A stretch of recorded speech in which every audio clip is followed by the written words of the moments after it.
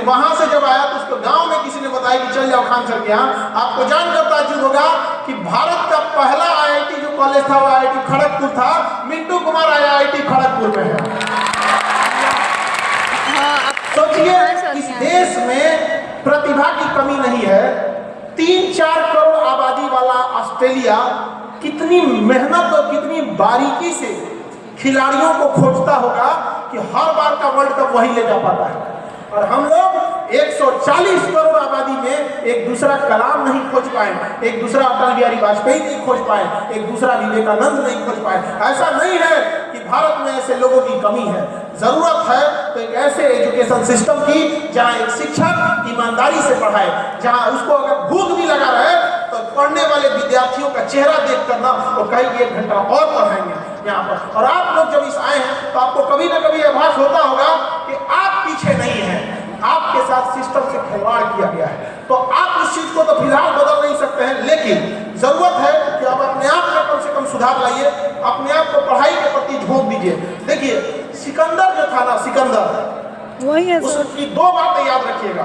सिकंदर पूरी दुनिया पे फतह किया था, वो अलग बात है कि मगध पे नहीं आ पाया था।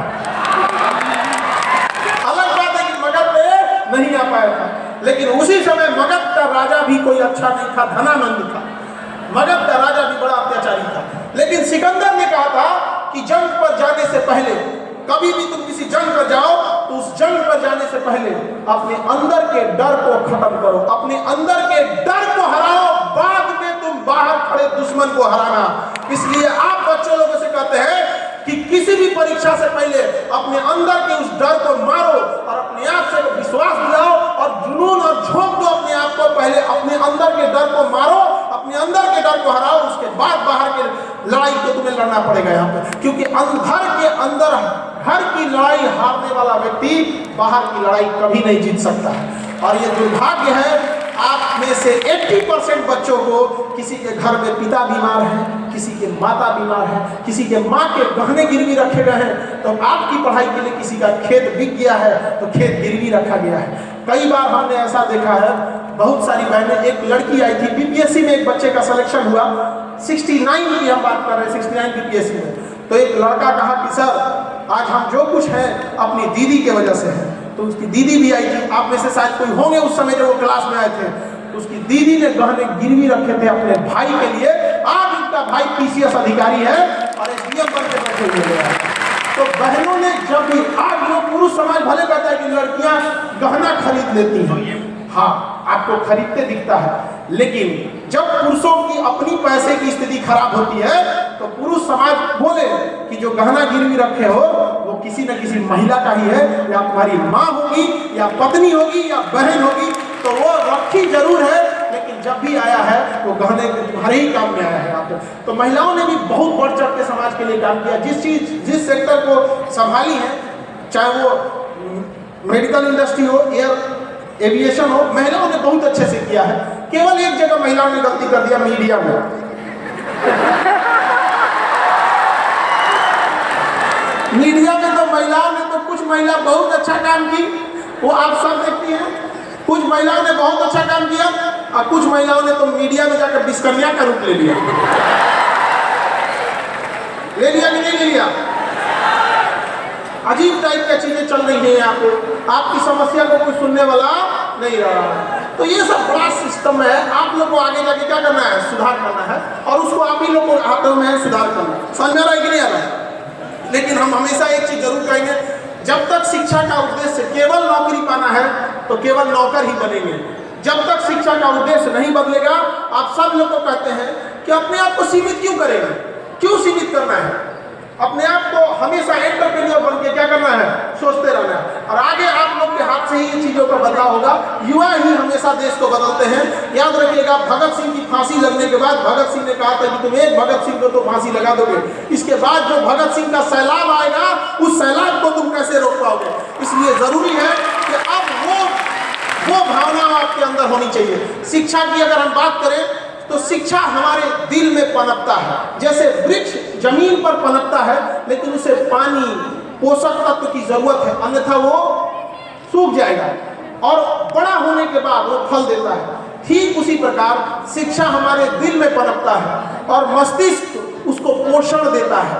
जब पोषण देके शिक्षा बड़ा होता है तो शिक्षा का जो फल होता है वो हमारी जीभ पर दिखता है। शिक्षित लोगों से बात कीजिएगा, जो सच में शिक्षित होंगे, उनकी बातों से आपको लगेगा क्या प्रेम और करुणा है। आप सब छोड़िए, महाभारत का युद्ध देखिएगा, चाहे वो राम जी और रावण के बीच में जो ऐसे विवाद हुआ, लड़ाई हुई, उसमें एक चीज आप गौर करके देखिएगा, भाषा की मर्यादा बड़ी अच्छी थी। ऐसे लगता था कि भाषा में ना, दुश्मनी में भी करुणा झलकती। और ऐसे बड़ी समस्या क्या आ गई है, भाषा ही ऐसी खराब हो गई है ना कि जहाँ नाहियों मार करे वहाँ मार हो जा रहा है। टेम्पू में बैठने के लिए मार करने लगा कि इन्हें घसक ना मुन्ने घसक। ये भैया कहाँ जा रहे हैं? तो अपने आप को एक बार दोबारा सोचने की जरूरत है। अरे हम तो हमेशा हम लोग के साथ रहेंगे। देखिए, शिक्षा और अनुभव दो अलग अलग चीजें होती हैं। आप में से जीवन का अनुभव आप अचानक से नहीं ले सकते हैं। शिक्षा और अनुभव में एक खराबी देखिए क्या होता है, जो शिक्षक होते हैं वो पहले आपको पढ़ाते हैं, बाद में आपसे परीक्षा लेते हैं। और अनुभव ठीक उल्टा है, अनुभव आपसे पहले परीक्षा ले लेगा। जब ठोकर खा लेंगे, गिर जाएंगे, तब अनुभव आपको शिक्षा देगा। तब क्या देगा? अनुभव आपको क्या करेगा? शिक्षा देगा। समझ आ रहा है कि नहीं आ रहा? अपने आप को आप लोग को बदलना है। आप शिक्षा के साथ साथ संस्कार भी जरूरत है, क्योंकि संस्कार जो होता है वो आपको कभी टूटने नहीं देता है और शिक्षा कभी आपको नीचे गिरने नहीं देता है। जब ये दोनों चीजें आ जाती हैं तभी आप आगे बढ़िएगा, वरना अगर संस्कार नहीं रहेगा तो हमेशा जहाँ जाइएगा आप अपनी बेइज्जती कराएंगे, साथ साथ परिवार की, और अगर बड़ी संख्या में ऐसे होने लगे तो पूरे राज्य की बेइज्जती होने लगती है। इसलिए कभी भी अपने आप में वो चीज़ें नहीं लानी है कि हमारे साथ कभी ऐसा ना हो कि आप लोग को संस्कार पर कोई सवाल उठाए। और निरंतरता तो पढ़ना ही पड़ेगा। हम एज शिक्षक हम खुद ही बोलते हैं, पूरा जीवन हम लोग को पढ़ना पड़ता है। और शिक्षक जिस दिन पढ़ना छोड़ दिया उसी दिन से समझिए कि शिक्षक से विद्यार्थी भी पढ़ना छोड़ देगा। क्योंकि हमेशा डॉक्टर, मास्टर और वकील हमेशा इन लोगों को क्या करते रहना है? पढ़ते ही रहना है, क्योंकि इन लोग की जरूरत है हमेशा किसी चीज़ों को अपडेट होने के लिए। अपडेट नहीं रहिएगा तो काम कैसे चल पाएगा?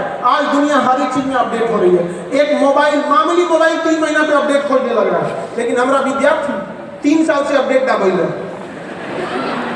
अरे तुम्हारे जेब में घूमने वाला मोबाइल फटाफट क्या हो जा रहा है? अपडेट हो जा रहा है। लेकिन आप लोग अभी तक अपडेट नहीं हो रहे हैं। तो बदलिए अपने आप को, वो बहुत जरूरी है।